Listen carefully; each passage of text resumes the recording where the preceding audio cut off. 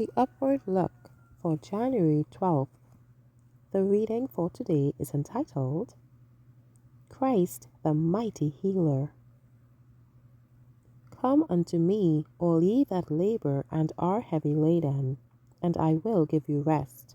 Matthew 11:28. Christ employed every means to arrest the attention of the impenitent. How tender and considerate were his dealings with all.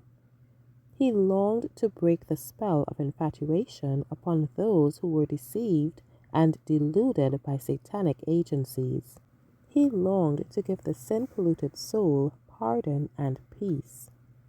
Christ was the mighty healer of all spiritual and physical maladies. Look, oh look upon the sympathetic Redeemer. With the eye of faith, behold him, walking in the streets of the cities, gathering the weak and weary to himself. Helpless, sinful human beings crowd about him. See the mothers with their sick and dying little ones in their arms, pressing through the crowd that they may get within reach of his notice and touch. Let the eye of faith take in the scene. Watch these mothers pressing their way to him, pale, weary, almost despairing, yet determined and persevering, bearing their burden of suffering in their arms.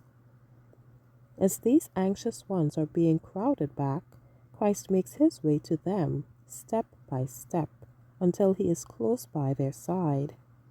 Tears of gladness and hope fall freely as they catch his attention and look into the eyes, expressing such tender pity and love for the weary mother, as well as for her suffering child. He invites her confidence, saying, What shall I do for you? She sobs out her great want, Master, that thou shouldest heal my child. She has shown her faith in urging her way to him, though she did not know that he was making his way to her, and Christ takes the child from her arms.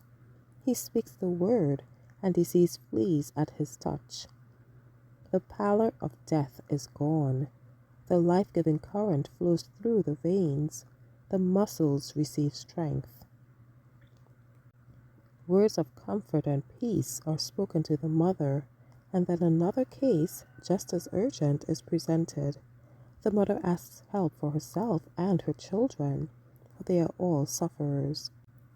With willingness and joy, Christ exercises his life-giving power, and they give praise and honor and glory to his name, who doeth wonderful things. No frown on Christ's countenance spurned the humble suppliant from his presence. The priests and rulers sought to discourage the suffering and needy, saying that Christ healed the sick by the power of the devil. But his way could not be hedged up. He was determined not to fail or become discouraged. Suffering privation himself, he traversed the country that was the scene of his labor, scattering his blessings and seeking to reach obdurate hearts. Prepare to meet thy God in peace.